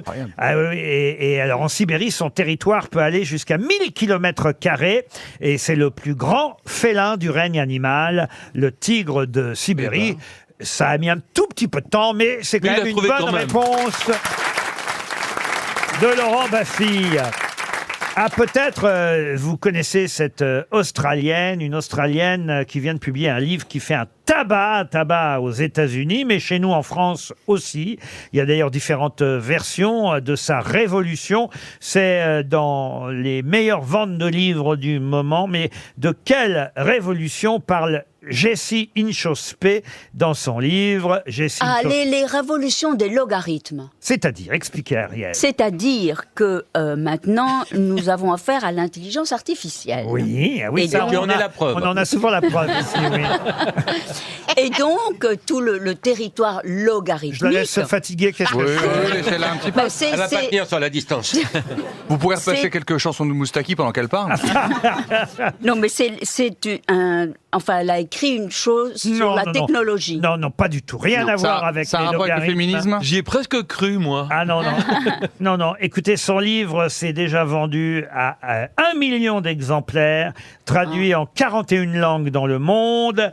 Et depuis sa sortie chez Robert Laffont, chez nous en 2022, là, mai 2022, ça va faire donc maintenant 1 an. C'est un tabac. C'est culinaire. Alors, culinaire, ça se rapproche. C'est mais la sur la nourriture. santé. C'est la nourriture. c'est sur la santé. Le véganisme? Et alors, le Ah, c'est les aliments qui font du bien? alors, le véganisme, non. Donc, qu'est-ce qu'elle appelle? C'est quoi la révolution? C'est la Recycler les aliments. Non, non, non, non.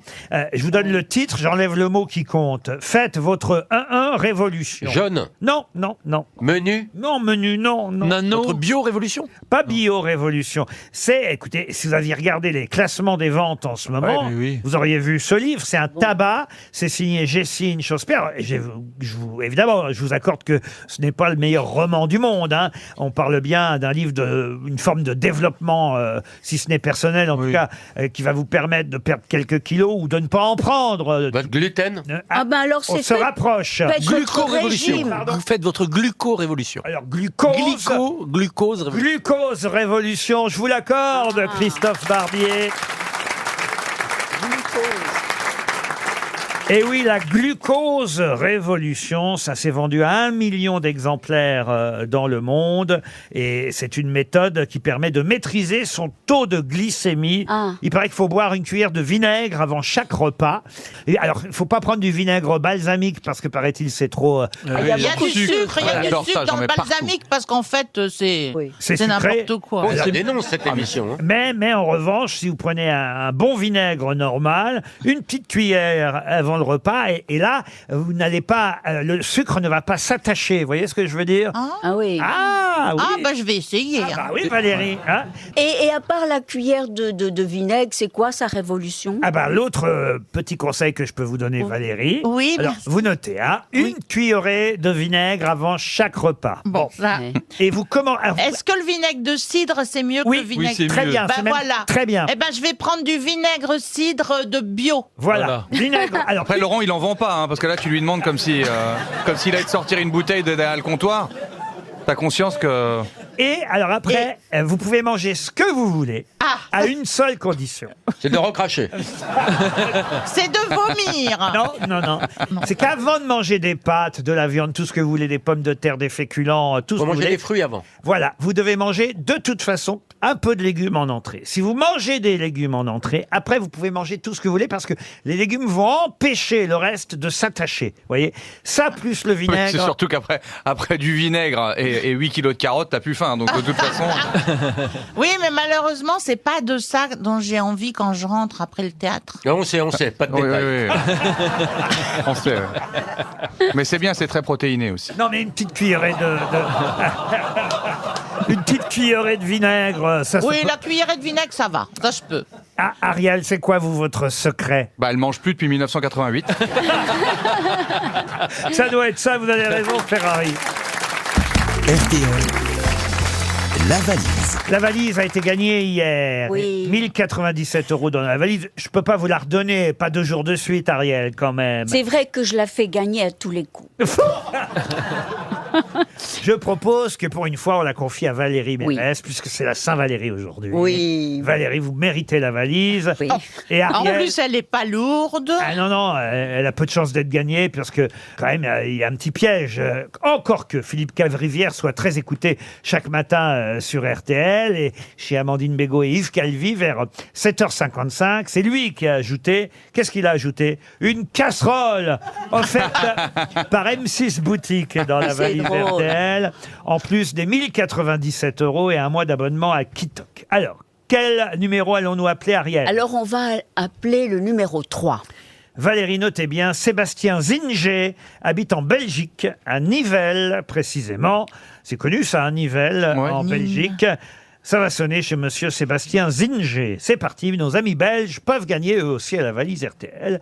Ils nous écoutent parfois sur Belle RTL. Première sonnerie. Deuxième sonnerie. Merci. Je meuble. Oui. Pendant que Baffy est parti pisser.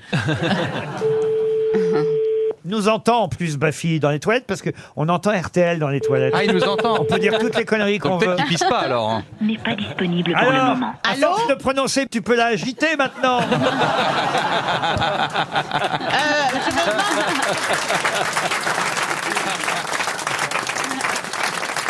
Heureusement que la dame ou le monsieur n'a pas décroché à ce moment-là.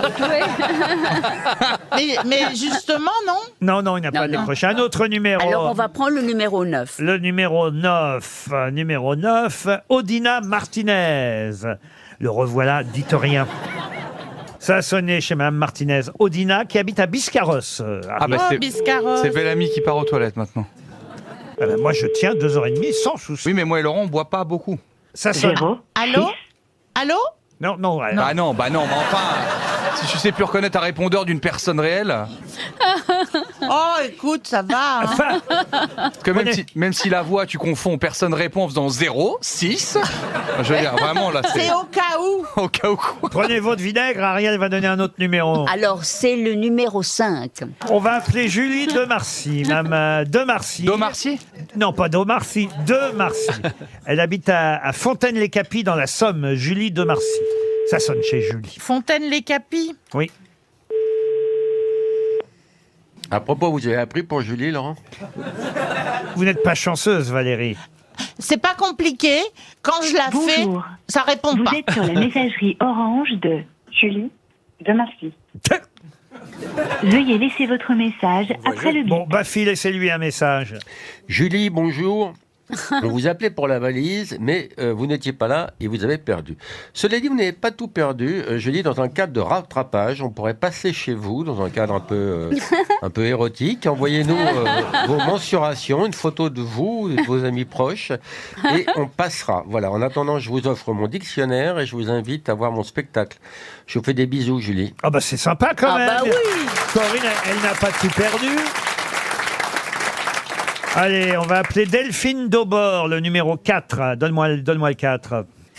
Delphine Daubord. Non, dis d'abord 4. Ariel. Ah, vous voulez que je dise 4? Oui. Ah bon, d'accord. Alors, on va prendre le numéro 4. On va appeler... Et comment ça te vient? Où est-ce qu'elle va chercher tout ça? Alors, c'est Delphine Daubord ou ça? Mais comment vous le savez? Mais vous vous êtes partagé un QI en rentrant. C'est pas possible. Oh là là, mais quel désastre. Nous appelons Delphine Daubord. Elle habite Rousier de Touraine dans l'Indre-et-Loire. Rousier de Touraine. Oui, dans l'Indre-et-Loire. Je le sens bien. De Touraine, ça va c'est sonner beau. chez Delphine Daubord. Ah oui. Delphine Daubord, Delphine, d'accord. Ça sonne chez Mme Daubord, Delphine. Et après, on arrête, hein, tant pis. Oui. Oui. Les gens sont partis en vacances. Non, le 18 répond. Ah, c'est ça. Mais pourquoi est-ce qu'on n'appelle pas Mais sur les portables? Ouais, c'est ça, on appelle sur des portables ou Ah des oui, fixes? bien sûr, on appelle ça Allô? des portables. Allô? Allô? Oui.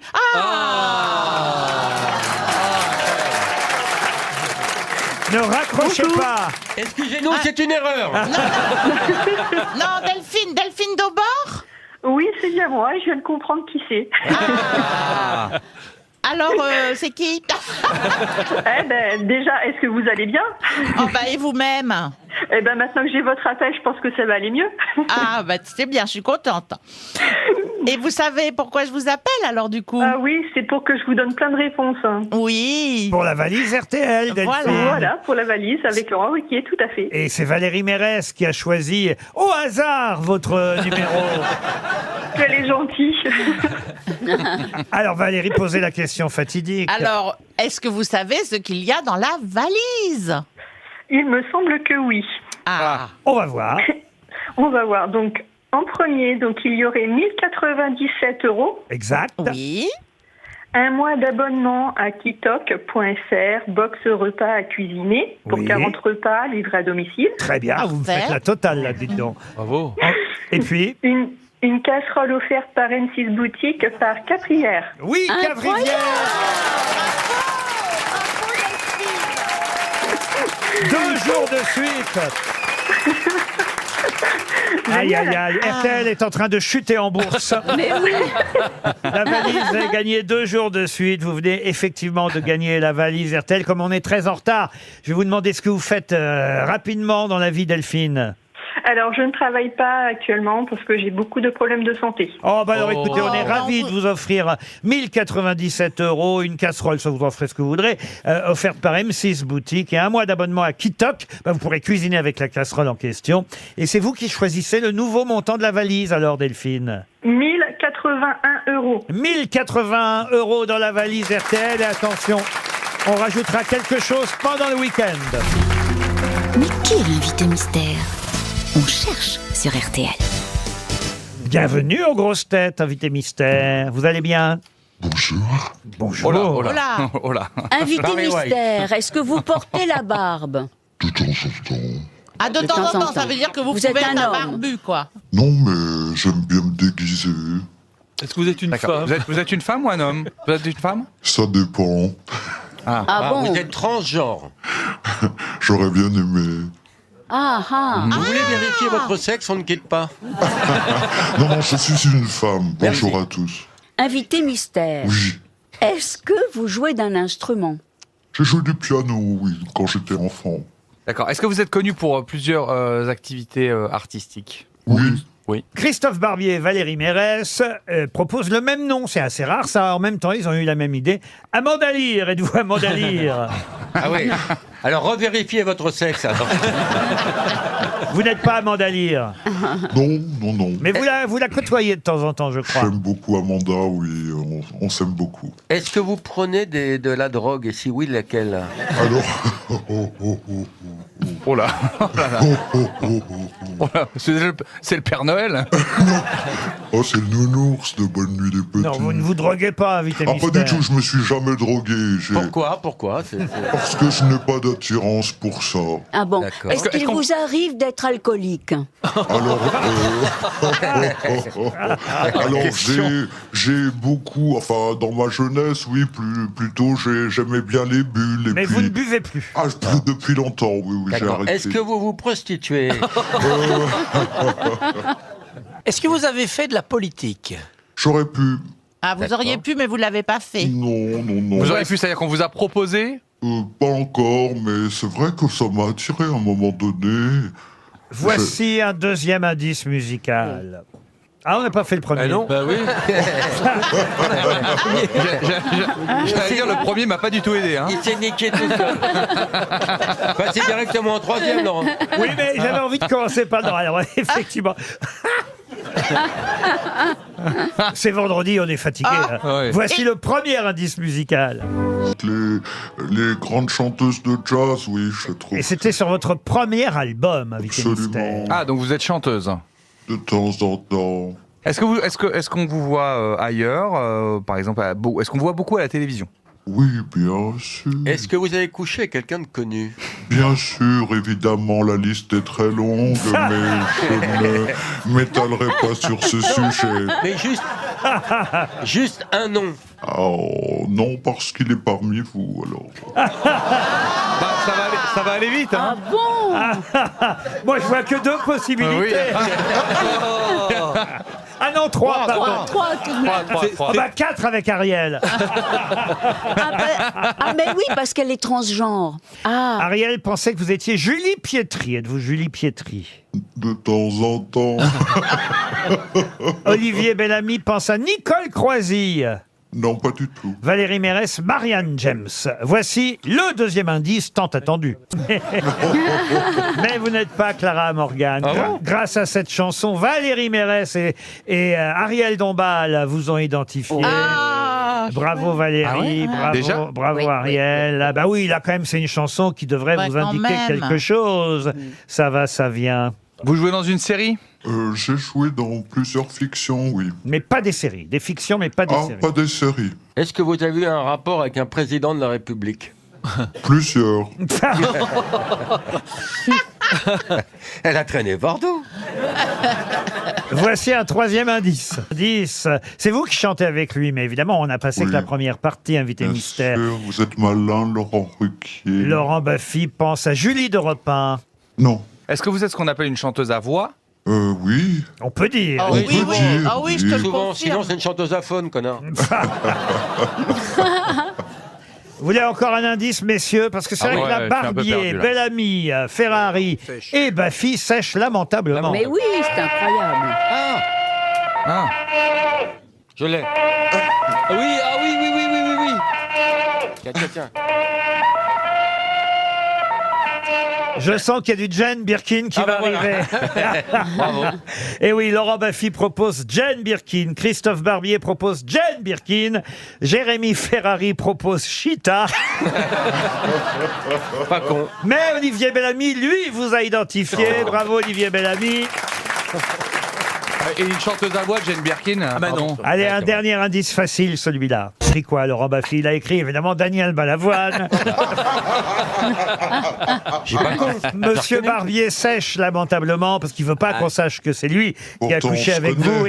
Ah, c'est ça, oui. Et là, tiens, j'entends un dernier. Un autre invité mystère, c'est donc... Oui, tout le monde l'a retrouvé maintenant, c'est... Liane Folly, évidemment. Liane Folly était bien notre invité mystère pour nous parler de son nouveau One Woman Show qu'elle joue déjà actuellement à travers la France et plus précisément à Paris les 1er, 2, 3 et 4 juin prochains au Théâtre des Variétés. La Folle reparenthèse, un programme et un spectacle, car c'est un show avant tout, un show où Liane va chanter, jouer la comédie, s'amuser, parler d'elle, un peu de son parcours et évidemment utiliser non pas de sa voix mais de ses voix pour faire le show. C'est bien ça, Liane, j'ai bien résumé? Oui, Laurent, absolument. C'est le 3e d'une trilogie que j'avais eu envie que j'ai démarré en 2007 et voilà, je suis très heureuse parce que ça se passe bien. Donc j'avais fait La Folle parenthèse, La Folle repart en cure, et là c'est repart en méthèse, en 2 mots. Vous avez évidemment reconnu tous vos amants Bien de sûr. l'émission. Oh, mais je me suis bien amusée. Hein. Je me suis éclatée. Hein. Franchement. Christophe Barbier, Oui. Laurent Baffy, vous les avez tous. Mais Christophe Barbier est devenu tout rouge. Oui. Et c'est pour aller avec Et le oui, Richard il y a sa sur copine Ariel. dans la salle. Non, il a simplement honte de ne pas avoir identifié Bien Liane sûr, bien sûr. plus rapidement. Cela va de soi. Autant qu'elle nous a donné un indice sur l'imitation, à un moment donné, on aurait dû évidemment. Et oui, parce que quand effectivement quelqu'un a proposé Julie Pietri, elle a dit parfois, temps en temps. parce qu'évidemment parfois de temps en temps, elle est la voix des autres voilà. chanteuses et elle le prouve régulièrement ici aux grosses têtes. La première chanson, The Man I Love, c'était effectivement un titre de Billie Holiday qui nous servait donc de premier indice. Et sur votre premier album en 1988, vous aviez repris cette chanson. Someday you'll come along, the man I love, and he'll be big and strong, the man I love. Mettez le disque à la bonne vitesse.